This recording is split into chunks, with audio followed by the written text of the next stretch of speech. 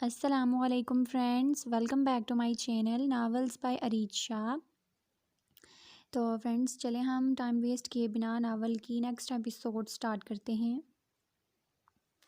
कल वो लोग जानू साईं से मिलने के लिए मुल्तान रवाना होने वाले थे, क्योंकि उसे दिल ने बताया था कि इसके बॉडीगार्ड को गोलियां लगी हैं, जिसकी वजह से दायम ने इसका कहीं भी आना जाना बंद कर दिया था और अभी तक वो ईसा से नहीं मिल पाई थी। बस फिर क्या था, जानू की तरफ से ऑर्डर पास हुआ कि ईसा को मुल्तान लाया जाए और इसके हुक्म पर ही कल वो सब मुल्तान के लिए रवाना होने वाले थे।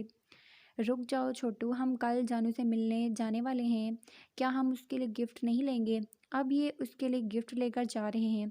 उसे बताएंगे, देखो कि मैं तुम्हारे लिए गिफ्ट लाया हूँ, सिर्फ मैं ही तुमसे प्यार करता हूँ। चलो हम भी अपनी जानू के लिए कोई प्यारा सा गिफ्ट लेते हैं। वो बाहर जाने के बजाय वापस अंदर मार्केट में चली गई। बेहराम ने एक नज़र घड़ी की तरफ देखा। वो 3 घंटे से मार्केट के चक्कर काट रहे थे। यार, लड़कियों की शॉपिंग भी ख़त्म क्यों नहीं होती? वो गाड़ी में बैठकर बड़बड़ाया। वापस अंदर जाना चाहता था, लेकिन अब तो भूख भी कमाल की लगी हुई थी। अब यकीनन ये 2 घंटे मज़ीद यहाँ लगाएगी बेचारा मेरा साला। या अल्लाह, आपने इस मासूम को क्यों इतनी हिटलर बहन दे दी? बेचारा अपने हक़ में आवाज़ तक नहीं उठा सकता। इसे इस वक्त ईसा पर तरस आ रहा था, जो बेकार में अपनी बहन के साथ मार्केट का चप्पा चप्पा फिर रहा था। वो काफ़ी देर बाहर उनका इंतज़ार करता रहा, लेकिन फिर भी आने में तकरीबन आधा घंटा लग चुका था। दिल सोच लो कुछ रह तो नहीं गया? वो इसकी तरफ देखकर शरारत से बोला।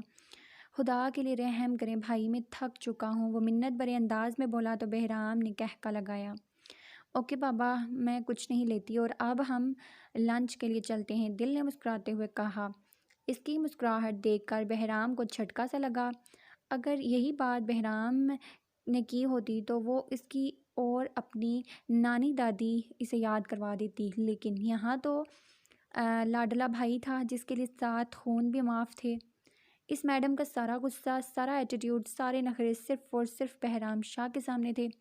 बाकी सबके सामने तो बिल्कुल मासूम सी बच्ची बन के आती थी, जैसे अभी अभी पैदा हुई हो। बहराम ने सोचते हुए गाड़ी का मोड़ काटा, जबकि दिल और ईसा अपनी बातों में ही मसरूफ़ हो चुके थे। आज ईसा काफ़ी खिल गया था। बहराम के सामने भी शायद उसे पता चल चुका था कि बहराम इतना भी हिटलर टाइप नहीं है जितना वो उसे समझता था। नूर बहुत परेशान थी, जबकि वानी इसके पास ही सो रही थी। इसे कभी अंदाज़ा नहीं था ये केस इतना ज़्यादा बढ़ जाएगा। यासिम ने कमरे में कदम रखा तो नूर उठकर उसके पास आई। यासिम, केस का क्या बना? क्या वो लोग वानी को हमसे दूर कर देंगे? वो परेशानी से बोली थी, जब यासिम ने मुस्कुराते हुए उसे अपने सीने से लगाया।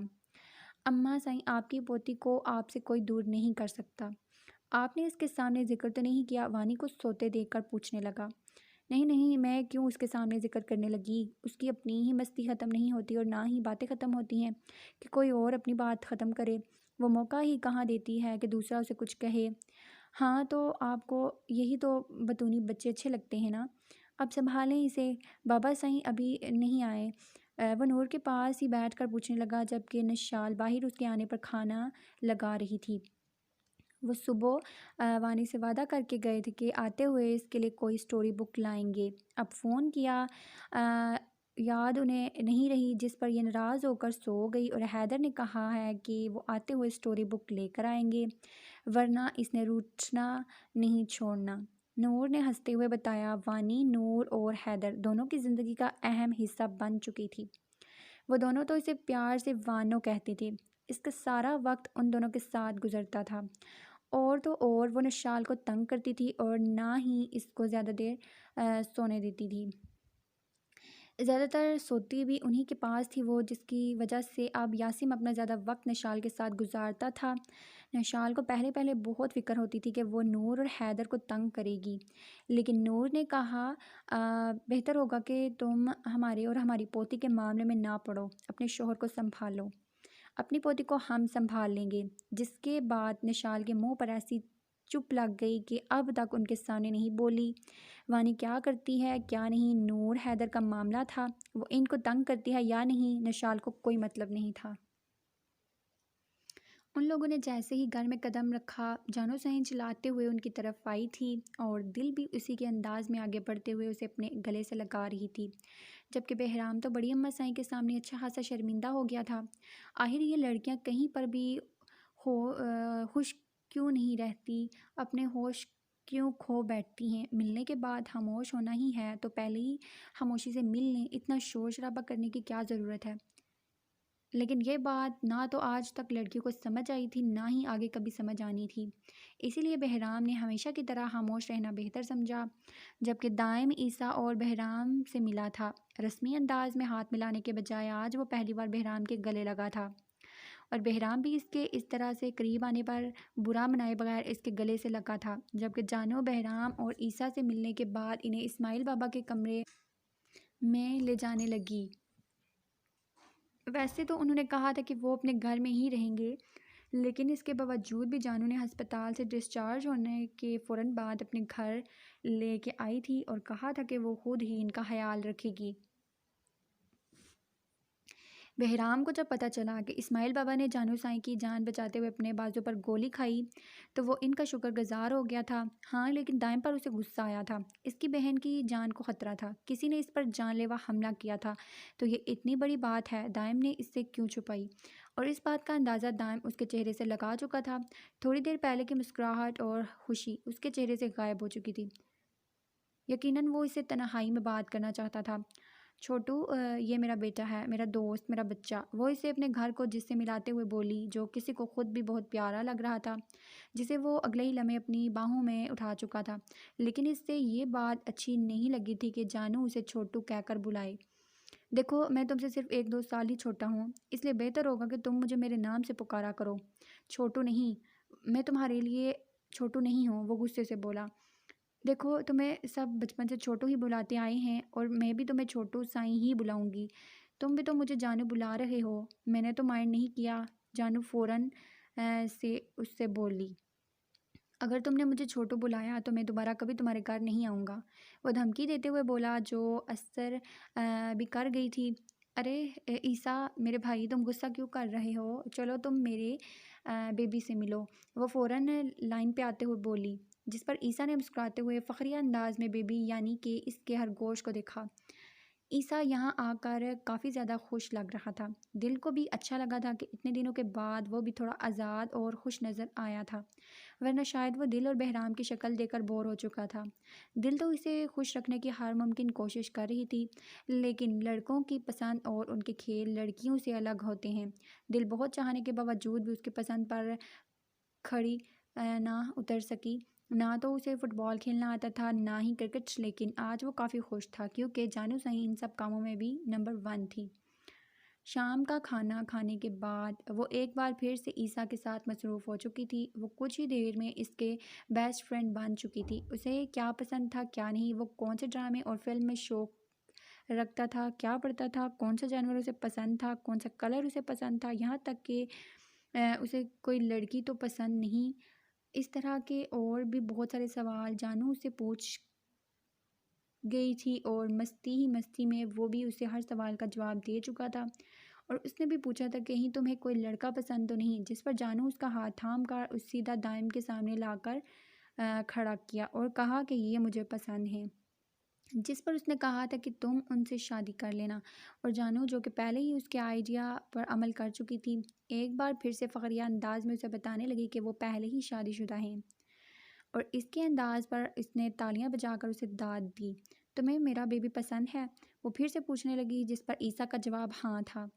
तुम इससे शादी करोगे? वो बेबी गर्ल है, इसने ऑफ़र की थी। अभी मेरी शादी की उम्र नहीं है, लेकिन मैं जब भी शादी करूँगा इंसान से ही करूँगा, ईसा ने जवाब दिया, जिस पर जानू का मुंह बन गया। अब खबरदार जो मेरे बेबी के पास भी नज़र आए, वो गुस्से से बोली। बहराम दाएम दिल बड़ी अम्मा साईं मरियम वाजिद और इस्माइल बाबा के दरमियान क्या मुज़ाकरात चल रहे थे, इन दोनों को कोई मतलब नहीं था, वो तो अपनी ही मस्ती में मगन थे। इनके कमरे तैयार हो चुके थे जब दिल को पता चला कि बहराम और दिल को एक ही कमरा दिया गया है, जबकि ईसा का कमरा अलग है। बहराम तो एक कमरे का सुनकर ही खुश हो चुका था, जबकि दिल को एतराज़ था, लेकिन यहाँ पर वो अपने एतराज़ को जाहिर नहीं कर सकती थी। कल शॉपिंग के बाद से लेकर इन दोनों में काफ़ी झगड़ा चल रहा था, जिसकी बिना पर वो इससे काफ़ी खफा थी। लेकिन बहराम वो कहाँ इससे नाराज़ हो पाता था, वो तो बस उसे तंग करने का कोई भी मौका हाथ से ना जाने देता था। ईसा काफ़ी कमज़ोर था सेहत के लिहाज से, इसीलिए दिल रोज़ रात को उसे दूध का गिलास देती थी। इस वक्त भी बड़ी अम्मा साईं दूध का गिलास लेकर उसके कमरे में आई तो वो कमरे में नहीं था। वो बाहर आकर दिल से पूछने लगी, जिस पर दिल ने बताया कि वो बेबी के कमरे में है। इसे वो खरगोश ज़रूरत से ज़्यादा पसंद आ चुका था। लाएं, ये मैं उसे देकर आता हूँ। बहराम जो सुबह से इन्हीं काम में मसरूफ़ देख रहा था उठकर बोला, जिस पर बड़ी अम्मा साईं ने मुस्कुराते हुए गिलास उसके हवाले कर दिया। उनके पाँव में काफ़ी तकलीफ़ थी, जिसकी वजह से जानू ने पानी लाकर उनके सामने रखा ताकि वो गर्म पानी में अपने पैर रख कर थोड़ी देर रिलैक्स हो सके। ये सच था कि वो जानू का बहुत ख्याल रखती थी, लेकिन अब जानू भी उनका एक बेटी की तरह ख्याल रखती थी। बहराम ने बेबी के कमरे में कदम रखा तो अचानक ही ईसा को कुछ करते हुए पाया। बहराम को कुछ अजीब लगा, वो काफ़ी ज़्यादा घबरा गया। ईसा बच्चे, तुम ठीक तो हो? इस तरह से घबराए हुए क्यों लग रहे हो? वो पसीना साफ कर रहा था। मैं बिल्कुल ठीक हूँ। आपने अचानक दरवाज़ा खोला ना तो डर गया, उसने हंसते हुए कहा, और अगले ही लम्हे नज़रें चुराए कमरे से बाहर निकल गया। जबकि बहराम परेशानी से उसके पीछे ही बाहर आया। कुछ तो था जो वो छुपा रहा था। बहराम को इस बात का यकीन हो चुका था, ईसा के साथ कोई ना कोई मसला ज़रूर है। ईसा इस तरह से क्यों घबरा रहा था? वो कुछ तो छुपा रहा था, लेकिन ऐसा क्या था? और यहाँ पर ऐसा क्या था जो वो उससे छुपाता? और वो कल वापस जाने वाले थे, इसका पक्का इरादा था कि वो ईसा से इस बारे में बात करेगा, लेकिन फ़िलहाल उसे दाइम से बात करनी थी, क्योंकि जानू पर घर में हमला हो सकता है, तो मतलब साथ इसकी जान भी ख़तरे में है। वो इसे साफ साफ बात करने का इरादा रखता था कि अगर तुम मेरी बहन का ख्याल नहीं रख सकते तो मैं अपनी बहन को यहाँ से ले जाता हूँ। तायशा के बाद बार बार पर बुलाने की वजह से आज कल जिमल इससे बहुत खफा थी, क्योंकि वो अपने काम ख़त्म नहीं कर रहा था कि उसे घर लेकर जा सके। वैसे तो वो अकेली भी जा सकती थी, लेकिन अकेले जाने का मतलब था तायशा को परेशान करना, और ये गब्बर का उसके हाथ ही नहीं लग रहा था। लेकिन फिर उसने ठान ली कि वो भी उसे हर हालत में ले जाएगी, जबकि वो भी वापसी पर प्लान करके आया था कि आज वो उसे लाजमी तायशा से मिलाने लेकर जाएगा, और उसने ऐसा ही किया। वो इसे तायशा से मिलाने लेकर गया था और वापसी पर भी उसे शॉपिंग और आइसक्रीम की ऑफ़र की थी। शॉपिंग के लिए उसे कहा था कि संडे को वो फारिग रहे, क्योंकि रात के इस वक्त वो शॉपिंग करने का कोई इरादा नहीं रखती। जबकि आइसक्रीम वाली बात बुरी नहीं थी, इसलिए जिमल ने उसे मंजूरी दे दी। लेकिन गब्बर अपने दिल के हाथों मजबूर होकर ज़बरदस्ती अपने साथ लॉन्ग ड्राइव पर ले गया उसे, जिस पर उसने थोड़ी देर मुंह बनाए रखा, लेकिन फिर अपने शौहर के साथ अपनी फ़र्स्ट ड्राइव को एंजॉय करने लगी। वो इसे घर लेकर आया तो काफ़ी ज़्यादा थक चुकी थी। आते ही वो अपने कपड़े चेंज करना चाहती थी। उसने आईने के सामने खड़े होकर अपने कानों से ईयररिंग उतारे, जबकि वो सोफे पर बैठा उसकी एक एक कार्रवाई को बहुत गौर से देख रहा था। जिमल ने शीशे में उसकी तरफ देखा। वो आहिस्ता आहिस्ता कदम उठाता उसके करीब पीछे आकर खड़ा हुआ। ज़्यादा देर आईने के सामने मत रुको, अपनी नज़र लग जाएगी। वो अपनी लो देती नज़रों से उसको देखते हुए उसके कंधे पर हाथ रखते हुए बोला, मैं चेंज करके आती हूँ। उसके बहकते अंदाज पर जिमल ने राह फरार एहतियार की, जिस पर वो मुस्कुराते हुए पीछे हटा। वो चेंज करके आए तो शार्क अपने सोफे पर लेटा सोने की तैयारी कर रहा था। उसे देखकर शरारत से आंख दबा गया, जिस पर जिमल का मुंह खुल गया। उठो यहाँ से, आज रात मैं यहाँ सोऊंगी, वो हुक्म देते हुए बोली, जिस पर वो शरारती अंदाज में अपने साथ उसकी जगह बनाने लगा। मिस्टर, मैं अकेले सोऊंगी, निकलो यहाँ से, वो इसकी खुशफहमी दूर करते हुए बोली। फिर क्या फ़ायदा, वहीं जाकर सो जाओ, मुंह बनाकर बोला शार्क। मैं सीरियस हूँ, मुझे यहाँ सोफे पर सोना है। मैं भी देखूँ तुम्हें कौन सा मज़ा आता है यहाँ पर, कि बेड भी याद नहीं आता, वो सोफे पर बैठते हुए बोली। अरे यार, सोफ़ा पर बहुत मज़ा आता है, लेकिन तुम बेड पर ही सो जाओ, आराम से सो जाओ, वो सीरियस अंदाज में बोला। लेकिन वो भी जिमल थी, वो बेचारा रोज़ सोफे पर सोता था। और जिमल उसके साथ बहुत ज़्यादती कर चुकी थी, लेकिन अब वो अपने मुँह से मुँह फाड़ कर नहीं कह सकती थी कि तुम बेड पर सो जाया करो। उसके बहुत बार कहने के बावजूद जब जिमल ना मानी तो मजबूर होकर बेड पर आ गया। जिमल अभी अपने मकसद में कामयाब होने की ठीक से खुशी भी नहीं मना पाई थी कि करवट बदलते ही सोफ़े का कॉर्नर उसकी कमर पर लग गया, जिस पर जिमल अचानक उठकर बेड पर गई। ये सोफ़े वाली कंपनी फ़ैशन अपनी जगह पर, लेकिन ये लोहा लगाने की ज़रूरत क्या थी? वो लोहे के डंडे-नुमा पाइप को देखते हुए गुस्से से बोली और एक बार फिर से सोने की कोशिश करने लगी। वो ठीक से लेट भी नहीं पाई थी कि एक बार फिर से वो उसकी कमर पर लगा। ये बंदा क्या लोहे का है? इसे ये लगता नहीं। पिछले 1 महीने से वो इस सोफ़े पर कैसे सो रहा था, ये तो वो ही जानता था। लेकिन जिमल के लिए यहाँ सोना नामुमकिन था, इसलिए वो अपना कंबल उठाते हुए दोबारा सोफ़े से बेड की तरफ आई। सुनो, आगे होकर लेटो, ये मेरी जगह है, वो उसे पीछे करते हुए बोली। यार, मुझे इस तरफ सोने की आदत है, वो मुस्कुराते हुए बोला, यकीनन उसकी नरमी का नाजायज़ फ़ायदा उठाकर फैलने लगा था। अरे अरे, मेरे बाबू को तो सोफ़े पर सोने की भी आदत है ना। भेज दो दोबारा शाही बिस्तर पर, वो धमकी देते हुए बोली। वो अगले ही लम्हे अपनी जगह छोड़कर उससे थोड़े फासले पर हुआ, जबकि जिमल शान बेनियाजी से अपनी जगह आकर लेटी थी, लेकिन अगले ही लम्हे उसने अपने आप को शार की बाहों में पाया।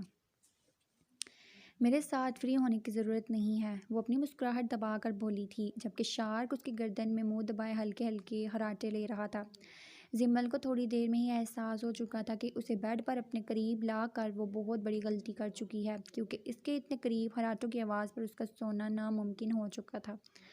या अल्लाह, कौन सी दुनिया का बंदा मेरे नसीब में लिख दिया है। इतनी खूबसूरत भी बीवी बाहों में है और ये बंदा खराटे लेकर सो रहा है। वो अपनी किस्मत पर मातम करती खुद भी सोने की कोशिश करने लगी। दिल तो कमरे में आते ही गहरी नींद सो चुकी थी, जबकि बहराम बेचैनी से कमरे में टहल रहा था। ये बात इतनी छोटी नहीं थी कि उसकी जानों पर हमला हुआ है, और दाइम ने उससे ये बात छुपाई और इस्माइल पापा का शुक्रगुजार था, लेकिन जानू की जान पर रिस्क लेने की गलती वो नहीं कर सकता था। उसने दाइम को मैसेज किया कि वो बाहिर उसे मिलने के लिए आए, वो इससे बात करना चाहता है। जिसने दाइम ने कहा कि मैं अभी आता हूँ। उसने मैसेज सेंड किया और इसका मैसेज मिलते ही वो कमरे से बाहर निकल गया। वो जैसे ही बड़े दरवाजे से बाहर जाने लगा, अचानक ईसा घबरा गया और अंदर दाखिल हुआ। ईसा, तुम रात के इस वक्त बाहर क्या कर रहे थे? तुम इतने घबराए हुए क्यों हो? वो परेशानी से बोला था। रात को तकरीबन 11:30 बजे वो बाहर अकेला क्या कर रहा था, और वो यहाँ किसी को जानता भी नहीं था। ऊपर से उसके अचानक सामने आने की वजह से उसका घबराया हुआ अंदाज देखकर बहराम बहुत ज़्यादा परेशान हुआ। जब उसे पीछे से ऐसा महसूस हुआ कि कोई निकल कर गया है। कोई था अभी बाहर तुम्हारे साथ? तुम यहाँ किसी के साथ बाहर आए हो? वो बाहर आते हुए आगे पीछे देखने लगा, लेकिन बाहर की तरफ कोई नहीं था। मैं कुछ पूछ रहा हूँ, तुम आधी रात को यहाँ बाहर क्या कर रहे हो? वो गुस्से से बोला। उसे गुस्सा आने लगा था। वो एक अनजान जगह पर आधी रात को बाहर यहाँ क्या कर रहा था? अगर उसे कुछ हो जाता तो वो जानता है जानू को कहीं यहीं से गोली लगी है, और इतनी बेदहानी हद होती है लापरवाही की। ईसा, तुम कुछ बोलोगे? इस पर तकरीबन उसका हाथ पकड़कर वो झंझोड़ने लगा। वो मुझे अंदर घुटन हो रही थी, इसलिए मैं यहाँ बाहर आया था हवा लेने के लिए। वो काफ़ी देर बाद बहाना सोचकर बोला।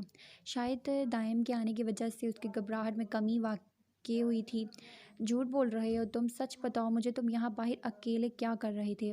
और वहाँ बाहर कौन था? मैंने किसी को देखा है। इस बार वो गुस्से से धारते हुए दाइम की परवाह किए बगैर बोला।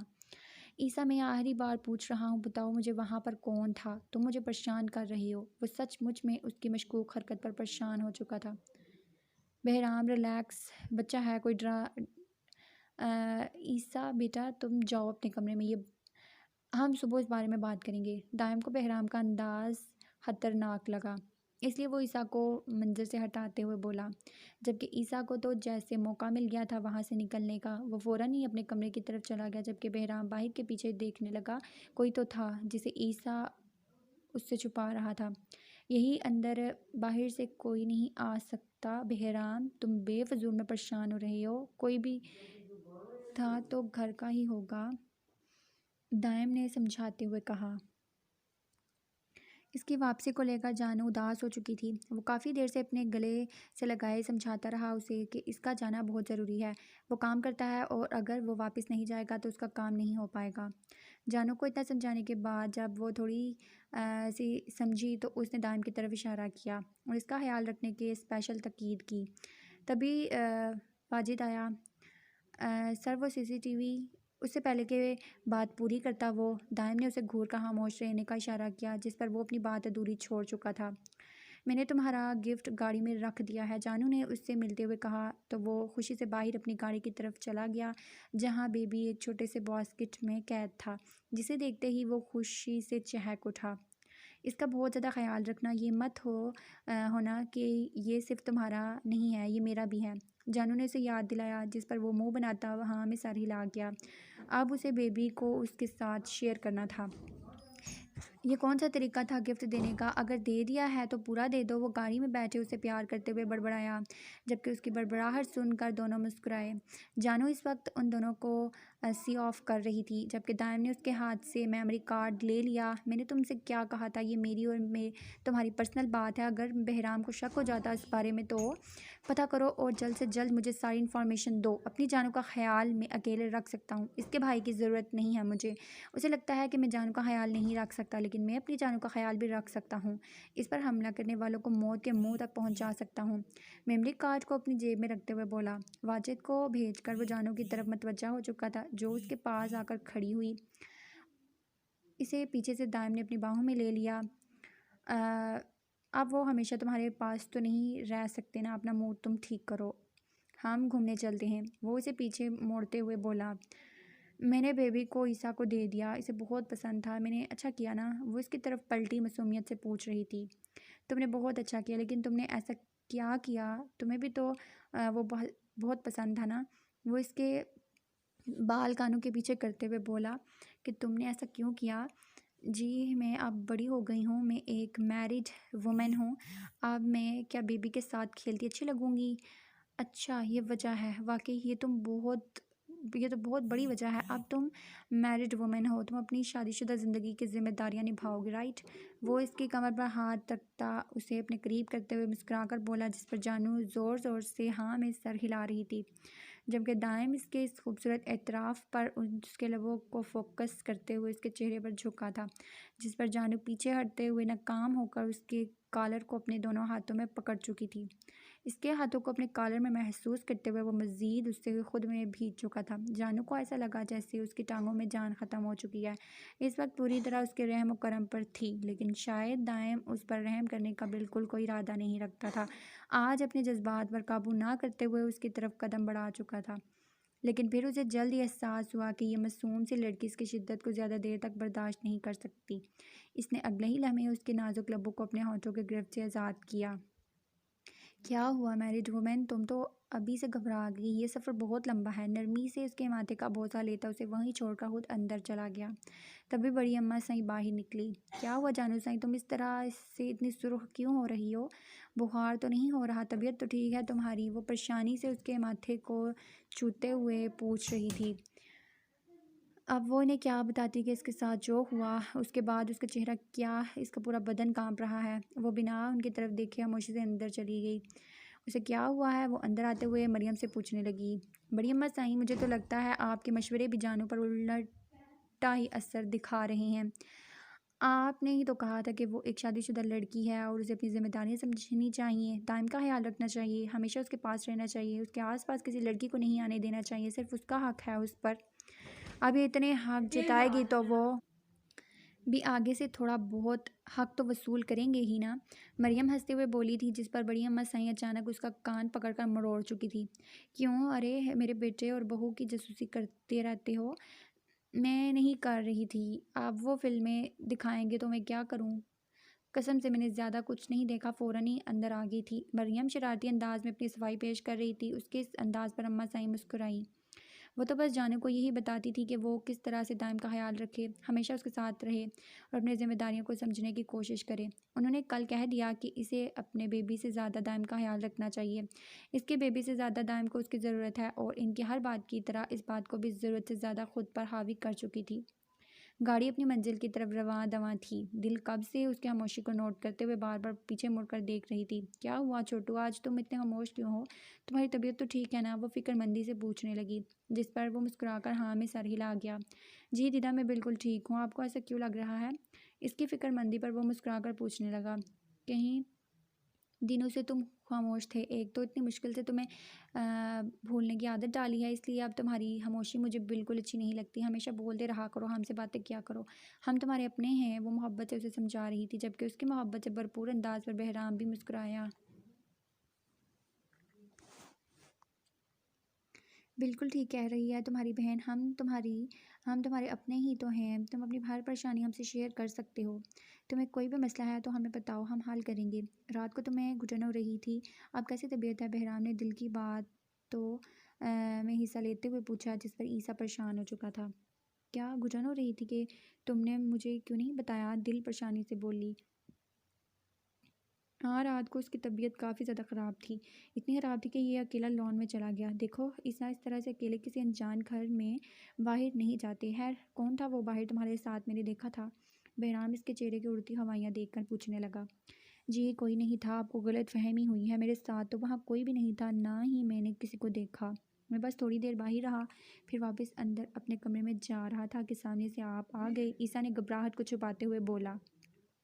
अच्छा ऐसी बात है तो ऐसा ही होगा, शायद मुझे ही कोई गलतफ़हमी हुई हो। इसके चेहरे की परेशानी देखते हुए उसने उसे रिलैक्स करते हुए बोला, जबकि उसके इस तरह से कहने पर ईसा भी खामोश हो चुका था। उसके चेहरे की परेशानी ज़रा सी कम हुई तो बेबी की तरफ मुतवज्जा हो गया। क्या वो सच में किसी साजिश का हिस्सा है? वो ये सब कुछ नहीं सोचना चाहता था, लेकिन मजबूर था। इससे ईसा की हरकतें मशकूक लग रही थी। क्या कोई इसको फंसाने के लिए इस मासूम बच्चे का इस्तेमाल कर रहा था? इस बच्चे ने अपना बचपन भी ठीक से नहीं जिया था, और अब तो इसे खुद ही यकीन था कि वो इसके ताया का बेटा है। वो कभी भी उसकी ज़िंदगी बर्बाद नहीं होने दे सकता था। उसे कैसे भी ईसा को अपने एतबार में लेना था, कुछ भी करके उसे इससे सब कुछ पता कराना था। इसे आहिस्ता आहिस्ता इस बात का यकीन हो रहा था कि ईसा की वापसी किसी न किसी तरह उसके वालिदैन के कत्ल से जुड़ी है। मुमकिन है कि वो इस औरत को भी जानता था, लेकिन उसे कुछ भी पूछने से पहले उसे ईसा का एतबार हासिल करना था। बहराम ने सोचते हुए गाड़ी एक रेस्टोरेंट के सामने रोकी। मुझे बहुत सख्त भूख लग रही है, अगर किसी को भूख लग रही है तो वो अंदर आ सकता है।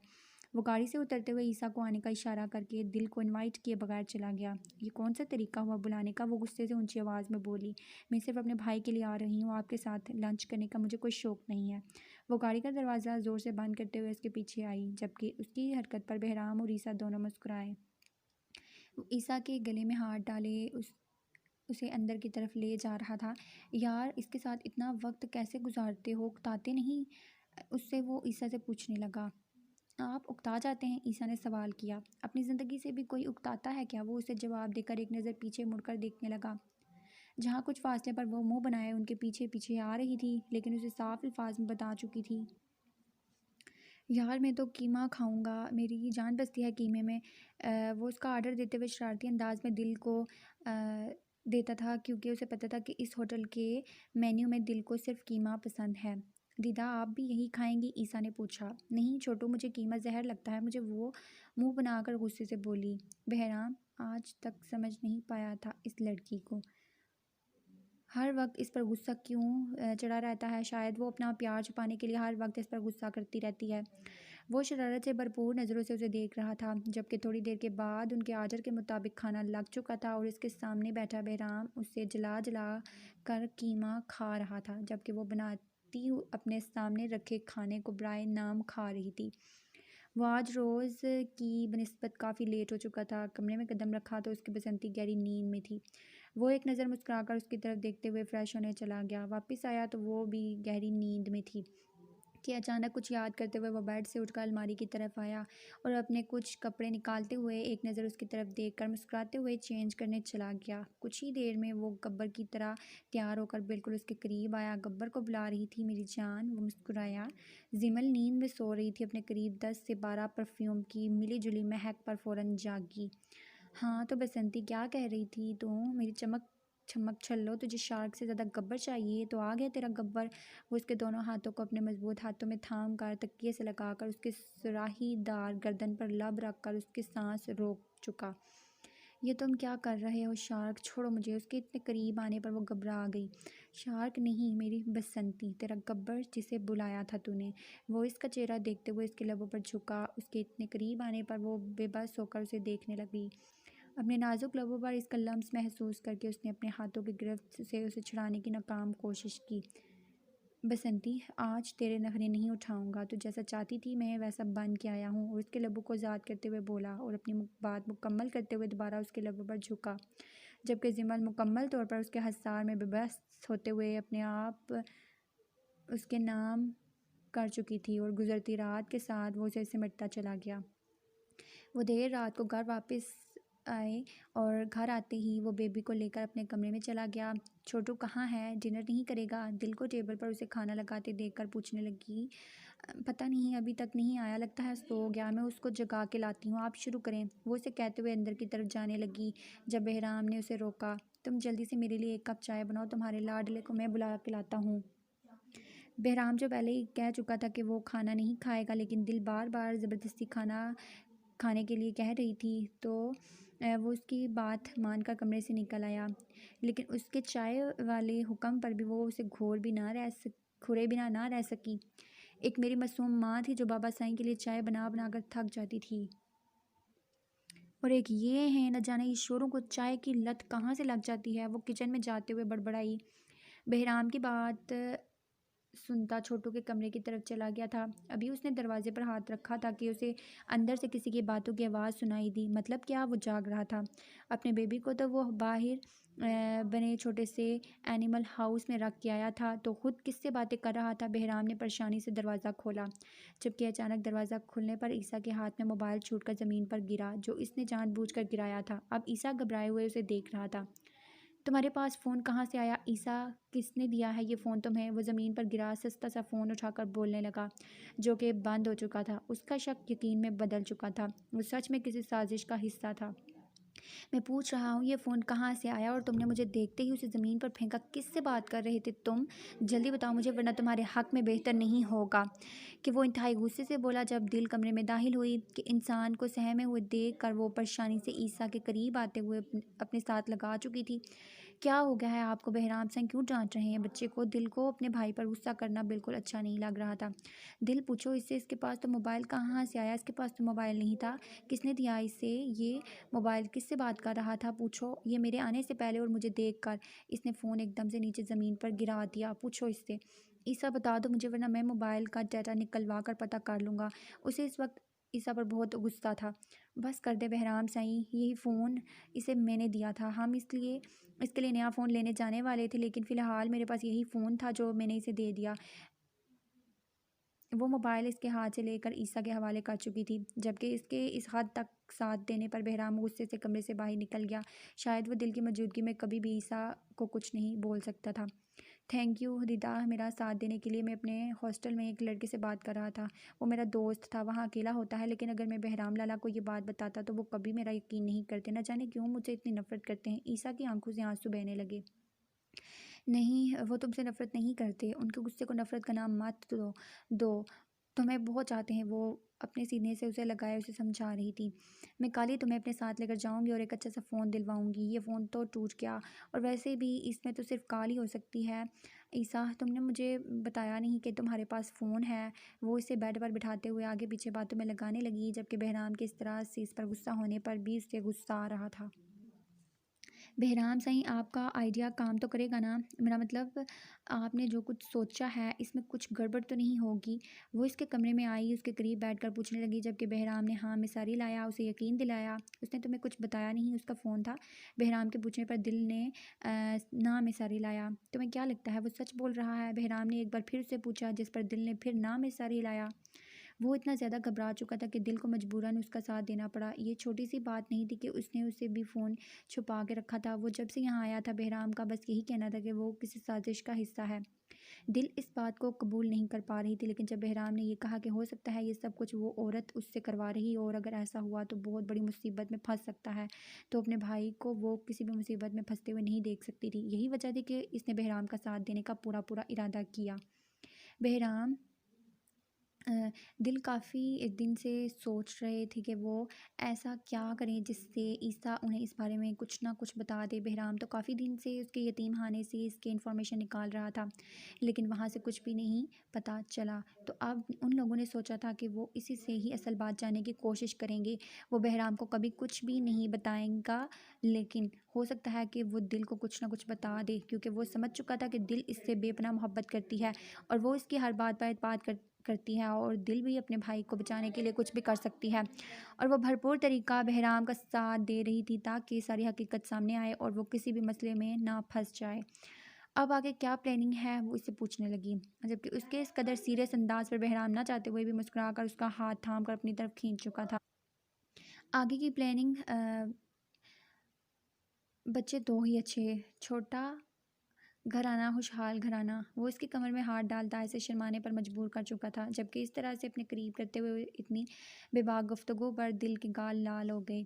क्या हुआ, तुम्हें इससे ज़्यादा बच्चे चाहिए? चलो हम बाद में प्लान करेंगे। वो इसके इस तरह से नज़रें झुकाने पर मज़ीद बेबाक हुआ, जिस पर वो घूर कर रह गई। इंतहाई बेशरम इंसान है आप, वो अपना आप छुड़ाते हुए बोली। ये मुझ पर इल्ज़ाम है, अभी तक तो मैंने बेशर्मी वाला कोई काम नहीं किया।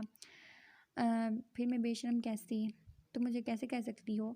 वो तो मैं तुम्हें बताऊंगा, वो बहुत जल्द। तुम भी प्रैक्टिस कर लो बेशर्म होने की। वो क्या है ना, मुझे ज़्यादा शर्माने वाली लड़कियां ज़्यादा बेशर्म होने पर मजबूर कर देती हैं। वो दिलकश अंदाज में मुस्कुराते हुए उसके लबों पर झुका। वो उसके लबों को आज़ादी बख्शता बेसाख्ता उसके चेहरे पर बजा बजा अपनी मोहब्बत की मोहर सख्त करने लगा, जबकि इसकी मोहब्बत की बारिश में भीगती दिल खामोशी से उसके लबों के लम्स को महसूस करने लगी। बहराम सा ये क्या कर रहे हैं? अपना दुपट्टा कंधे से सरकते महसूस करके वो ना चाहते हुए भी बोल पड़ी। कुछ गलत तो नहीं कर रहा? हक रखता हूँ। उसके दुपट्टे को अलग करते हुए उसकी सुराहीदार गर्दन पर लब रखे। इसकी मज़ीद हरकतें जिसारतों पर दिल की रीढ़ की हड्डी सनसाई, और वो अगले ही लम्हे उसकी तरफ से मुंह फेर गई, लेकिन उसकी कैद से रहाई ना हासिल कर पाई, जबकि वो मुकम्मल तौर पर उसकी खुशबू के हिसार में थी। वो इसके बाल कंधे से हटाकर उसके कंधे को चूमते हुए उसके गुलाबी गालों का लबू से छूने लगा।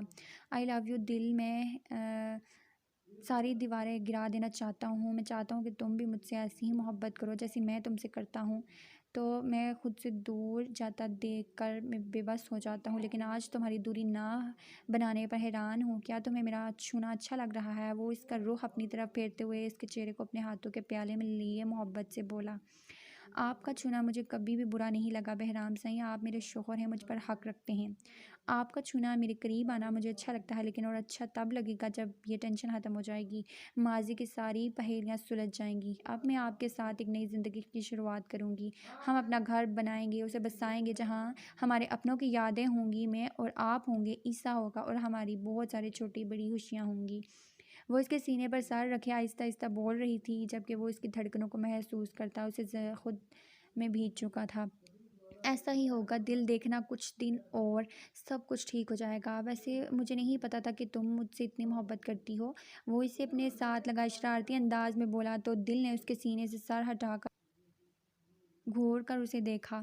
एक्सक्यूज़ मी मिस्टर, मैंने कब कहा कि मैं आपसे मोहब्बत करती हूँ? अपनी तरफ से बातें बनाया ना करें आप। एक्सक्यूज़ मी मिसेस, तुम अपने कमरे में नहीं जा रही क्या? वो इसे अपने बेड पर लेटा देख कर पूछने लगा।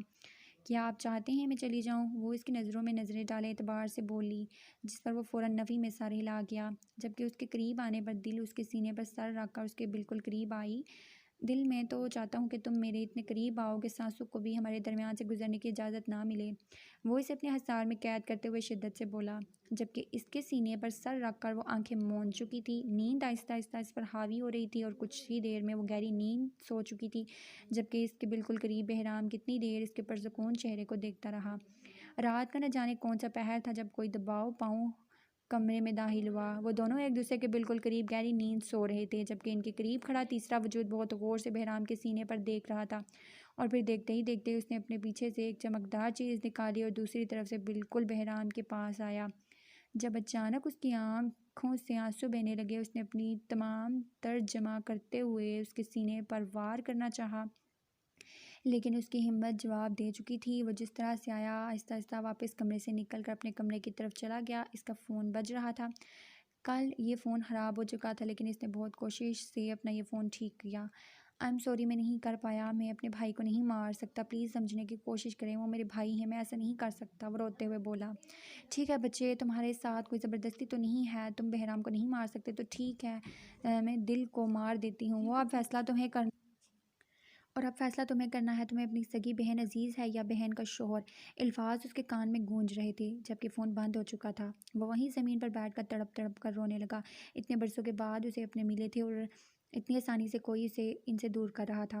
प्लीज़ मुझे छोड़ दो, मैंने कुछ नहीं किया। कुर्सी पर बंधा हुआ शख्स रो रो कर बोल रहा था जबकि उसके बिल्कुल करीब वाजिद खड़ा उसका हाथ टेबल पर रख कर थोड़ी देर के बाद पूरी शिद्दत से चाकू उसके हाथ के आर पार कर देता।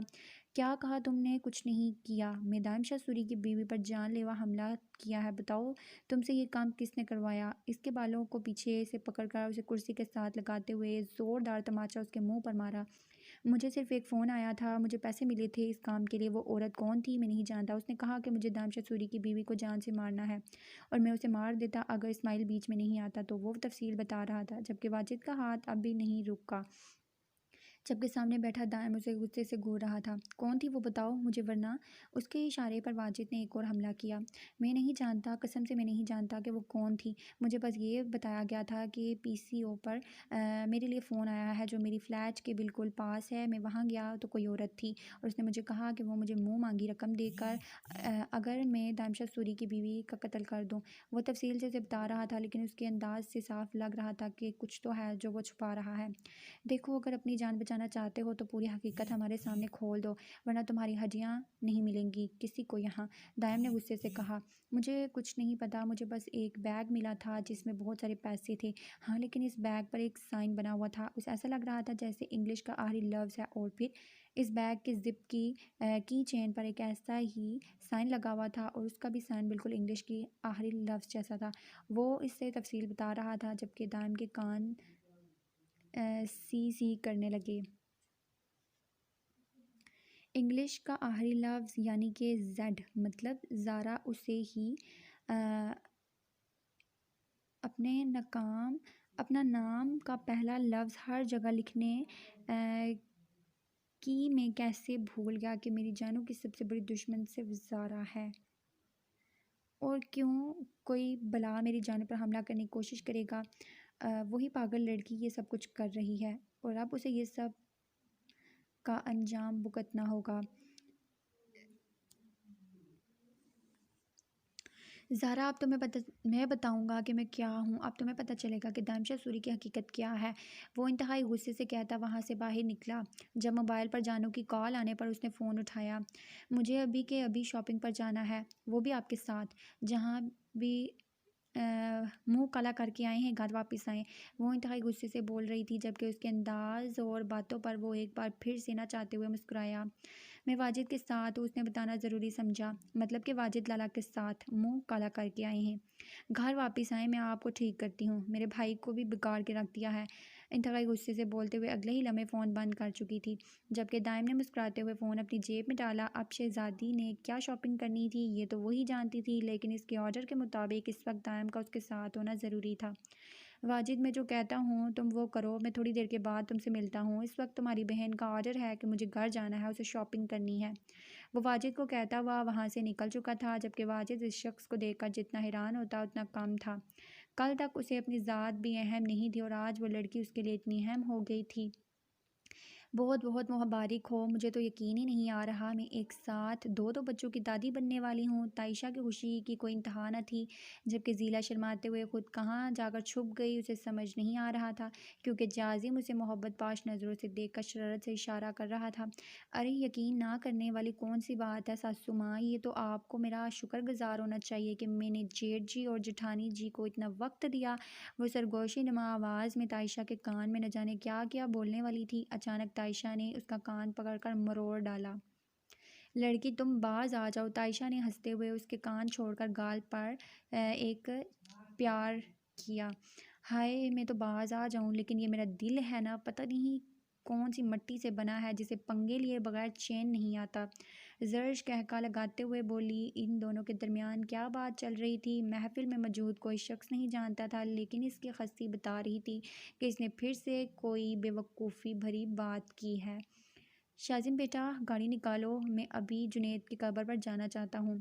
बहुत दिन से मेरा दिल कर रहा था वहाँ जाने का, लेकिन हर बार कोई ना कोई काम बीच में आ जाता। आज तो मैं किसी की नहीं सुनूंगा। जल्दी से गाड़ी निकालो, तायशा ने अपनी चादर लेते हुए कहा। शाजिम मुस्कुराते हुए गाड़ी निकालने की तरफ जा चुका था, जबकि सब लोग जाने को तैयार थे। इतने सारे लोग कैसे जाएंगे एक गाड़ी में? तायशा ने नूर, वानी और निशाल को देखते हुए कहा। वो लोग भी आज जिला की तरफ से मिलने वाली खुशखबरी को सुनकर यहाँ आए थे, लेकिन अब गांव जाने का इरादा वो लोग भी रखते थे। ये सब कुछ तो हमें नहीं पता, लेकिन मैं भी जाऊंगी।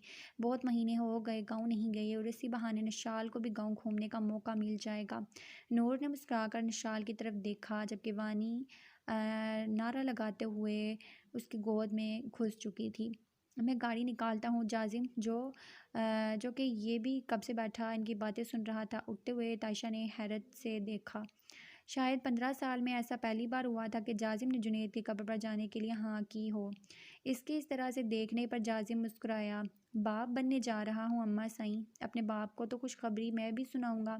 वो मुस्कुराते हुए बाहर निकला, जबकि 15 साल में पहली बार उसे अपने बाप की कब्र पर जाता देख कर ना चाहते हुए भी तायशा की आंखों से आंसू बहने लगे। तायशा, रोना बंद करो। तुम्हें तो खुश होना चाहिए कि जाजिम ने अपने दिल से जुनैद के लिए रखी नाराज़गी को ख़त्म कर दिया। शायद बाप बनने के एहसास से इसे भी जुनैद की मोहब्बत की कदर हो चुकी है। सच तो ये है कि वो एक ईमानदार इंसान था, वफ़ादार था। वो कहाँ जानता था कि वो उस दिन जाजिम को छोड़कर जाएगा तो कभी वापस नहीं आ सकेगा। इंसान को कहाँ अपनी ज़िंदगी का भरोसा होता है। तुम्हें तो खुश होना चाहिए कि जाजिम अपने दिल से हर तरह का गुबार निकाल कर अपने बाप से मिलने जा रहा है, और यहाँ बैठकर रोने लगी हो तुम। नूर इसे अपने साथ लगाए खामोश करवाने की कोशिश कर रही थी, जब जाजिम ने अंदर आकर कहा कि वो गाड़ी निकाल चुका है। मैं तो जाजिम की गाड़ी में जाऊंगी, तुमसे ज़ीला, नूर, वानी और निशाल को अपने साथ लेकर जाओ, तायशा ने उठते हुए कहा, जबकि वानी शाजिम की गोद में छलांग लगाकर चढ़ गई। अम्मा साईं से ज़ीला की रिप्लेसमेंट नहीं हो सकती। वो सामने खड़ी उसको देखते हुए मुस्कुराकर बोला, बिल्कुल भी नहीं जर्श, तुम लोगों के साथ जाएगी ना, तो तुम लोग वहाँ पहुँचते पहुँचते 4 दिन लगा दोगे अगर तुम लोग इसके साथ गए। वो जर्श का हाथ थामते हुए जाजिम की गाड़ी की तरफ बढ़ चुकी थी, जबकि जाजिम को ज़ीला और शाजिम को जर्श को देखते हुए देख करना चाहते हुए जिमल ने कहका लगाया, जबकि इसके मोबाइल पर गब्बर साहब की कॉल ना जाने कितनी देर से आ रही थी, जिस पर 2-3 बार तो वो मैसेज करके उसे बता चुकी थी कि वो अपने घर पे आई हुई है और अब गांव जा रही है। हाँ, तो हारना ही था तुम्हें, ज़रा सी तो जान है तुम में, हिम्मत नाम की चीज़ नहीं है।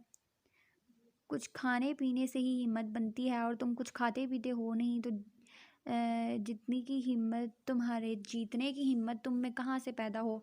इसे कॉलेज ज्वाइन किए हुए अभी थोड़ा सा ही टाइम हुआ था, और फुटबॉल में इतना अच्छा होने की वजह से उसे जल्द ही कॉलेज की टीम में शामिल कर दिया गया था, लेकिन पहले ही मैच में वो दूसरी टीम से बुरी तरह से हार गए। वो इस वक्त यही सब कुछ दिल को बता रहा था, जिस पर दिल ने हर बात का एक ही हल निकाला कि तुम कुछ खाते पीते नहीं हो। हिम्मत कहाँ से आएगी, और अगर हिम्मत नहीं होगी तो तुम जीतोगे कैसे? दीदा, खाता पीता तो हूँ, तभी तो चलता फिरता हूँ, ईसा ने समझाने वाले अंदाज में कहा, जब बेहराम अंदर दाखिल हुआ। यार, आज तो बहुत थक गया, बहुत काम था, वो इन्हीं के साथ सोफे पर बैठते हुए बोला। हाँ, तो कुछ खाते पीते ही नहीं तो थकावट होगी। दिल ने बेहराम का मसले का भी यही हल निकाला। दिल, प्लीज़ अपनी कुकिंग क्लास को हम पर मत आजमाना। पिछले हफ्ते जो हमें खिला रही हो ना तुम, उसके बाद ना कुछ भी खाने की हिम्मत नहीं बचती हम में। बेहराम ने अलग हाथ जोड़कर कहा। दिल पिछले एक हफ्ते से कुकिंग क्लासेस ले रही थी, जिनको वो बुरी तरह से इन्हीं दोनों पर आजमा रही थी, और इस पूरे हफ्ते में एक भी डिश काबिल तारीफ़ नहीं थी। बस जैसे तैसे वो दोनों खा लेते थे, और पिछले एक हफ्ते से कोई भी ऐसी चीज़ उन्होंने नहीं खाई थी जो इन्हें पसंद आई हो। बहराम ने तो 2 बार ईसा को कहा था, चलो हम बाहर से कुछ खा लेते हैं, लेकिन इसने कहा कि दिल को बुरा लगेगा, इसलिए बहराम भी पिछले एक हफ्ते से अपने आप पर ये सितम कर रहा था। अरे आज मैं कुछ खाने के लिए नहीं बनाऊंगी, मैंने नया शेक सीखा है, मिल्क शेक, वो बनाऊंगी आप दोनों के लिए। आप लोग यहीं बैठो, मैं अभी बनाकर लाती हूँ। पक्का वादा आप दोनों को बहुत पसंद आएगा। वो बहराम की बातों को नज़रअंदाज करते हुए मुस्कुराकर बोली, क्योंकि वो अपना एक बंदा ज़ाया नहीं कर सकती थी, क्योंकि इसका इरादा ये क्लासेस ख़त्म करने के बाद कुकिंग कंपटीशन में भी हिस्सा लेने का था, जो कि इन्हें क्लासेस के बाद इनके टीचर्स ने रखा हुआ था, और इसको जीतने के लिए दिल को दोषकार की ज़रूरत थी। ईसा तो था बेचारा मासूम सा, दिल जो कहती वो कर लेता, लेकिन बहराम के लिए इसकी थोड़ी बहुत खुशामद करनी पड़ती। लेकिन इस वक्त वो इसकी बात मानने के लिए तैयार नहीं था, और दिल इस वक्त उन दोनों के लिए मिल्क शेक बनाने जा चुकी थी। और फिर कुछ ही देर में मिल्क शेक तैयार होते ही इसने ईसा को पुकारा। अच्छा है लेकिन बहुत अच्छा नहीं है, आपको मज़ीद प्रैक्टिस की ज़रूरत है, इसने उससे जज करते हुए बताया। हाँ तो छोटू, पहली बार में कोई बहुत अच्छा थोड़ी ना बना लेता है, हम आहिस्ता आहिस्ता कोशिश करेंगे, और वैसे भी कंपटीशन को भी 2 महीने रहते हैं। तुम बताओ, इस पूरे वीक में मैंने सबसे अच्छा क्या बनाया, मैं उसको बार बार ट्राई करूँगी ताकि कंपटीशन में वही डिश तैयार कर सकूँ। दिल ने एक्साइटेड होकर पूछा, लेकिन वो सोचने में मसरूफ़ हो चुका था, क्योंकि इस वक्त तो उससे इस हफ्ते में दिल की ऐसी कोई भी डिश पसंद नहीं आई थी जिससे वो मुकाबले के लिए सिलेक्ट कर सके। मैं सोच कर जवाब दूंगा, वो काफ़ी देर सोचने के बाद बोला। चलो ठीक है, तुम सोच के जवाब देना, लेकिन ऐसा करो कि पहले ये जूस बहराम साईं को दे आओ और इनसे पूछना कि कैसा बना है। मैं सामने नहीं जाऊंगी, मुझे देखकर ही शक्ल बिगाड़ लेते हैं। अच्छा भी बने तब भी तारीफ़ नहीं करते। वो बनाते हुए ग्लास उसके हवाले कर चुकी थी, और ग्लास देखते ही पता नहीं क्यों ईसा का चेहरा उतर चुका था। बहराम लाला, ये जूस आपके लिए दिल दीदा ने बनाकर भेजा है, प्लीज़ इसे टेस्ट करके बताएं कि कैसा बना है। वो टेबल पर जूस का ग्लास रखते हुए काफ़ी घबरा सा गया था। वो बहराम को उसका चेहरा देखकर कुछ अजीब लगा। यकीनन वो औरत इसे ब्लैकमेल कर रही होगी, लेकिन वो इसे कैसे ये सब कुछ पूछे। वो तो इस बार एतबार नहीं करता था, उसे कुछ भी बताने को तैयार नहीं था, या शायद उसे इस पर एतबार था लेकिन इसे कुछ भी बताने का मौका नहीं मिल रहा था। कोई तो था जो 24 घंटे इस पर नज़र रखे हुए था। जूस का ग्लास टेबल पर रख कर वो इससे निगाहें चुराते कमरे में बंद हो गया। बहराम काफ़ी देर उसके कमरे का बंद दरवाज़ा देखता रहा, फिर जूस की तरफ मुतवज्जा हुआ, तभी दिल बाहर निकली। आपने अभी तक जूस नहीं पिया, वो घूरते हुए बोली। माई डियर मिसेस, तुम्हें पता है ना मैं अकेला नहीं खाता, और अगर मैं सॉरी मैं केला नहीं खाता, और अगर मैं केला नहीं खाता तो केले का जूस कैसे पीऊँगा। वो ग्लास को देखते हुए बोला था, जबकि दिल अपना सर फेर कर रह गई। वो कैसे भूल गई थी कि ये शख्स दुनिया की कोई भी अच्छी चीज़ खाता ही नहीं है। बाहर में जाएं आप और आपके पसंद, कोई एक भी चीज़ काबिल तारीफ़ नहीं है। आपकी पसंद की लिस्ट में इतना अच्छा जूस बनाया था मैंने, लेकिन आपको तो बरसों से मसला केला ना खाने का। अगर आप केला नहीं खाते तो केले का जूस कैसे पियेंगे। मेरा जूस है, मैं खुद पी लूँगी, वो गुस्से से कहती ग्लास उठाकर एक ही सांस में पी गई, जबकि बहराम उसे देखकर कहका लगाए बिना ना रह सका। डार्लिंग, अगली दफ़ा पीच या फिर एप्पल का जूस ट्राई करना। आई हेट बनाना। वो हंसते हुए अपने कमरे की जानिब बढ़ चुका था, जबकि दिल मुंह बनाते हुए सोफे पर बैठ गई। सब जलते हैं मुझसे कि मैं कहीं कंपटीशन जीत ना जाऊं। मुझे हर आने के लिए मेरे हाथ की बनी हुई डिश नहीं खाती, और वो ऊंची ऊंची आवाज़ में उसे सुनाते हुए बोल रही थी, जबकि बहराम हंसते हुए अपने कमरे में जा चुका था। जबकि दूसरी तरफ बाहर से आती हल्की हल्की आवाज़ें ख़त्म होने का इंतज़ार करते हुए ईसा की आंखों से मुसलसल आंसू बह रहे थे। आखिर उसने वो काम कर दिया जिसके लिए वो यहाँ आया था, आखिर उसने वो कर दिया जिसके लिए उसे यहाँ भेजा गया था, आखिर वो बहराम को जहर देने में कामयाब हो चुका था। कुछ ही देर में इस घर में मातम छा जाएगा, और फिर वो हमेशा के लिए अपने अपनों से एक बार फिर से अलग हो जाएगा। अस्सलाम वालेकुम बाबा, कैसे हैं आप। वो लोग कब्रिस्तान में दाखिल हुए तो जाजिम ने मुस्कुराते हुए कहा, जबकि वो भी खुश दिली से उसे मिलने लगे। बहुत खुश नज़र आ रहे हो, लगता है बाबा साईं को कोई अच्छी बात बतानी है, बाबा ने हंसते हुए कहा, तो वो भी मुस्कुराते हुए आगे बढ़ गया, जबकि शाजिम परेशानी से उन्हें देख रहा था। आज से पहले तो जाजिम कभी इस तरफ नहीं आया था, तो ये बाबा इसे कैसे जानते थे, और वो रह नहीं सका इसलिए पूछ बैठा, किसने कहा बेटा कि ये नहीं आता। वो तो हर हफ्ते यहाँ आता है, मैं तो बरसों से इसे देखता आया हूँ, जब बहुत खुश होता है तब यहाँ आता है, और जब बहुत उदास होता है तब भी आता है। तुम्हें किसने बताया कि वो यहाँ नहीं आता। कब्रिस्तान की देखभाल करने वाले अफजल बाबा मुस्कुराकर उससे पूछने लगे। आपने भी तो कभी नहीं बताया कि वो यहाँ आता है। शाजिम उनके साथ कदम उठाता पूछने लगा। इसे खुशगवार हैरत हुई थी ये जानकर कि जाजिम तो हमेशा से यहाँ आता रहा है। शायद यही वजह थी कि उसे ये बताने की ज़रूरत नहीं पड़ी कि इतने बड़े कब्रिस्तान में जुनैद की कब्र किस साइड है। इसने कहा था कि मैं यहाँ आता हूँ, ये बात किसी को भी बताने की ज़रूरत नहीं है। वो सिर्फ अपने बाबा साईं से मिलने आता है और यहाँ से चला जाता है। वैसे तो तुमने भी कभी नहीं पूछा, अगर तुम पूछते तो मैं तुम्हें ज़रूर बता देता। वो इसे बताते हुए आगे बढ़ रहे थे। क्योंकि तुम दोनों यहाँ आते हो और तुम दोनों में से किसी एक को पहचाना बहुत मुश्किल है। फिर उसने मुझे तुम दोनों में फ़र्क बताया कि तुम दोनों अलग अलग किस्म की शर्ट पहनते हो, इसलिए मैं तुम दोनों में फ़र्क आसानी से कर लेता हूँ। बाबा मुस्कुराते हुए आगे बढ़ चुके थे, जबकि तायशा को समझ नहीं आ रहा था कि इसका वो बेटा जो अपने बाप के बगैर सांस भी नहीं ले सकता था, कैसे इतने वक्त से अपने बाप से दूर था। वो कभी दूर था ही नहीं, हाँ सिर्फ नाराज़ था और अपनी नाराज़गी का इजहार सबके सामने करता था। लेकिन अंदर से तो शायद वो कभी भी जुनैद से नाराज़ नहीं था। शायद वो भी उसकी मजबूरी को समझता था। शायद वो समझ सकता था कि उसकी ज़िंदगी में करदम शाह क्या अहमियत रखता है। वो करदम शाह से बेपनाह मोहब्बत करता था और उसकी मोहब्बत गलत भी नहीं थी। इसकी वजह से ही जुनैद की एक पहचान थी। वो कभी जुनैद को नौकर नहीं बल्कि अपना छोटा भाई समझता था। गाँव में जुनैद की कितनी इज्जत करदम की ही बदौलत थी जो भी थी। इस दिन वो बहुत बीमार था जब उसका बाप उसे छोड़कर हमेशा उसके पास चला गया कि कहीं उसे कुछ हो ना जाए, और वो कभी वापस नहीं आया। वो बुखार की हालत में अपने बाप का इंतज़ार करता रहा और उसकी मौत की खबर सुनते ही जाजिम की हालत मज़ीद बिगड़ गई। डॉक्टर ने कहा था कि उसका बचना मुमकिन नहीं, लेकिन शायद उसके नसीब में एक भरपूर ज़िंदगी लिखी थी। जाजिम अपने बाप से नाराज़ था, लेकिन इससे नफ़रत नहीं करता था। वो इसे बेपनाह चाहता था। इस बात में भी कोई शक नहीं था कि जुनैद के लिए उसकी सब औलादों में सबसे ज़्यादा अजीज़ जाजिम था।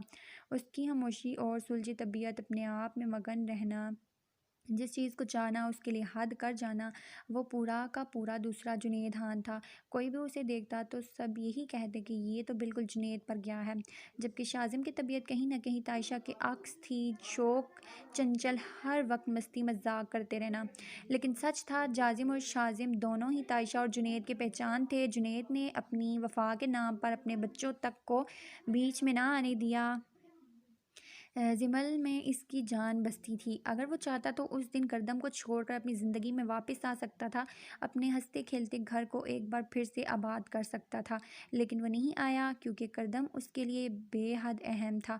उसे मौत के मुंह में छोड़कर नहीं जा सकता था। जुनैद बुज़दिल नहीं था, वो करदम शाह के लिए जान देने का हौसला रखता था और उसने जान दे दी। उसने सच में अपनी वफा को निभा कर रखा। उसने करदम शाह के वफादार साथी होने का हक निभाया। और सच यही था कि कहीं ना कहीं जाजिम को भी अपने बाप पर फ़ख्र था। प्लीज़ मुझे छोड़ दो दाइम, मैंने कुछ नहीं किया, सब कुछ उस औरत ने करवाया है। उसने जो कहा मैं वो करती गई। मैं बस तुम्हें पाना चाहती थी। मुझे बस ये पता था कि अगर होर मर गई तो तुम हमेशा के लिए मेरे हो जाओगे, बस इसलिए मैंने ये सब कुछ किया। इस वक्त वो छोटे से स्टूल पर खड़ी अपने आगे पीछे खोलते हुए गर्म पानी को देख रही थी। अगर वो एक इंच भी वहाँ से हिलती तो यकीनन ये पानी उसकी हड्डियों तक पहुँच जाता। जबकि उससे निकलती भाप ज़ारा को झुलसा रही थी और रोते हुए दान से मिन्नतें कर रही थी, जो उसके बिल्कुल सामने एक कुर्सी पर बेनियाजी से बैठा उसकी मौत का तमाशा देख रहा था। तुमने मेरी जानों को मारने के लिए सोचा और तुम्हें लगता है मैं तुम्हें यहाँ से जाने दूंगा। मौत तुम्हारा मुकद्दर है और अगर तुम जिंदा बच गई तो जीने के काबिल नहीं रहोगी। इसलिए बेहतर है कि तुम अपनी मौत का इंतज़ार करो। मौत ऐसी ज़िंदगी से बेहतर है जो तुम्हें यहाँ से निकलने के बाद मिलेगी। लेकिन फिर भी मैं तुम्हें एक मौका देता हूँ, ज़िंदा रहने का, जीने का नहीं, सिर्फ ज़िंदा रहने का। बताओ मुझे वो औरत कौन है जो मेरी जानू और बहराम शाह को जान से मार देना चाहती है। ये तुम्हारे पास आखिरी मौका है, बताओ मुझे वो औरत कौन है। उसकी आंखों से चिंगारियां फूट रही थी। मैं तुम्हारी कसम खाती हूँ मुझे नहीं पता वो कौन है। मुझे उसका फ़ोन आया था और वो हमारे बारे में सब कुछ जानती है। बाबा के सब अनलीगल कामों के बारे में भी उसे सब कुछ पता है। वो जानती है कि बाबा ड्रग्स के साथ अ, लड़कियों की स्मगलिंग कर रहे हैं और वो बाबा को ब्लैकमेल कर रही थी कि अगर हमने उसका साथ नहीं दिया तो वो वीडियो जिसमें बाबा लड़कियों को स्मगलिंग कर रहे हैं सोशल मीडिया पर वायरल कर देंगे, जिससे बाबा का पॉलिटिक्स करियर बुरी तरह तबाह हो जाएगा। लेकिन इस सब में मैं कहीं भी शामिल नहीं हूँ। मुझे बस ये कहा गया था कि अगर होन मर गई तो तुम हमेशा के लिए मेरे हो जाओगे। वो इससे अपनी जान की माफ़ी मांग रही थी। हाँ, आज उसे दामचा सूरी नहीं चाहिए था क्योंकि कल तक वो नहीं जानती थी कि ये शख्स इतना ख़तरनाक है। उसे अंदाज़ा भी नहीं था कि दामचा सूरी कभी ऐसा काम कर सकता है। दुनिया के सामने एक आम सा शख्स अंदर से कितना ख़तरनाक है, ये बात दामचा सूरी के अलावा और कोई नहीं जानता था। खौलते पानी में हड्डियों का एक ढांचा पड़ा था। या तो वो इसे डराने के लिए यहाँ रखा गया था या फिर शायद उससे पहले भी वो किसी को इस खौलते पानी के अंदर गिरा चुका था। लेकिन जो भी था उसे देख देख कर ज़ारा का जिस्म कांप रहा था। लेकिन इसके सामने खड़े शख्स को इस पर बिल्कुल रहम नहीं आया। उसे परवाह थी तो सिर्फ़ और सिर्फ अपनी बीवी की, जिसकी जान लेने की कोशिश उसने की। और इस सबसे बड़ी गलती तो ये हुई थी कि इस शूटर को उसने अपना बैग दे दिया, वरना शायद इतनी आसानी से वो इस तक नहीं पहुँच पाता। वो ज़ारा का मोबाइल उससे ले चुका था, जिसकी कॉल हिस्ट्री चेक करने पर वो उस औरत के बारे में जानना चाहता था। ये सच है कि इसे बहराम से ना तो कोई मतलब था, ना ही कोई मोहब्बत। इसे मोहब्बत थी तो सिर्फ़ और सिर्फ खून से, जिसकी जान पर वो कभी भी रिस्क नहीं ले सकता था। थोड़ी देर के बाद जब वो बाहर आया तो दिल बाहर सोफे पर ही लेटी शायद सो चुकी थी। दिल इस तरह से तो किसी भी जगह नहीं सो सकती, और ये तो सोने का वक्त भी नहीं था। इसे हैरानगी हुई, जिसकी वजह से वो उसके करीब आकर चेक करने लगा, और अगले ही सेकंड बहराम को अंदाज़ा हुआ कि दिल सो नहीं रही बल्कि बेहोश पड़ी है। दिल को यूं बेहोश देखकर वो परेशान हुआ। उसने फ़ौरन उसे उठाकर डॉक्टर के पास ले जाने का फ़ैसला किया। इसने आवाज़ देकर ईसा को बुलाया, उसे भी घर पर अकेले नहीं छोड़ सकता था। जबकि बहराम की जगह बाहर दिल को बेहोश पड़े देखकर ईसा भी परेशान हो चुका था। इसने तो बहराम के जूस में ज़हर मिलाया था, लेकिन यहाँ तो दिल बेहोश पड़ी थी। यकीनन वो जूस इसने पिया था। इसके हाथ पैर बुरी तरह कांपने लगे। वो फ़ौरन दिल के पास आकर उसे आवाज़ देने लगा, ईसा, बच्चे घबराने की ज़रूरत नहीं है, वो बेहोश है, हम उसे डॉक्टर के पास लेकर जाएंगे, वो बिल्कुल ठीक हो जाएगी। मैं गाड़ी निकालता हूँ। ईसा के इस तरह रोने पर बहराम उसे हौसला देता बाहर की तरफ भागा। इस वक्त वो उसे हौसला दे रहा था। यकीनन जब उसे पता चलेगा कि उसकी वजह से दिल इस कंडीशन में है तो वो उसे जान से मारने से भी पीछे नहीं हटेगा। वो तकरीबन 20 मिनट में अस्पताल पहुंच चुके थे। वो गाड़ी को जहाज़ की स्पीड में पार्किंग में खड़ा करता दिल को अपनी बाहों में उठाते अस्पताल के अंदर भागा। डॉक्टर ने एक नज़र दिल के वजूद पर डाली और इसकी आंखों को खोलते हुए फ़ौरन इसे इमरजेंसी वार्ड में ले गए। इस वक्त बेराम की सांसें रुक रही थी। अगर आज दिल को कुछ हो गया तो शायद वो जी नहीं पाएगा। लेकिन दिल को हुआ क्या था? कितनी देर बाद बैठे इंतज़ार कर रहे थे वो, जब डॉक्टर बाहर आया। शाह साहब, आपकी मिसेस को जहर दिया गया है। फ़िलहाल हम कुछ नहीं कह सकते। जहर इनके जिस्म में फैलता जा रहा है। दुआ करें, इंशाल्लाह सब बेहतर करेगा अल्लाह। डॉक्टर इसका कंधा थपथपाते हुए आगे बढ़ चुका था, और उसके साथ ही ईसा के रोने में शिद्दत आती जा रही थी। अस्सलामुअलैकुम friends, welcome back to my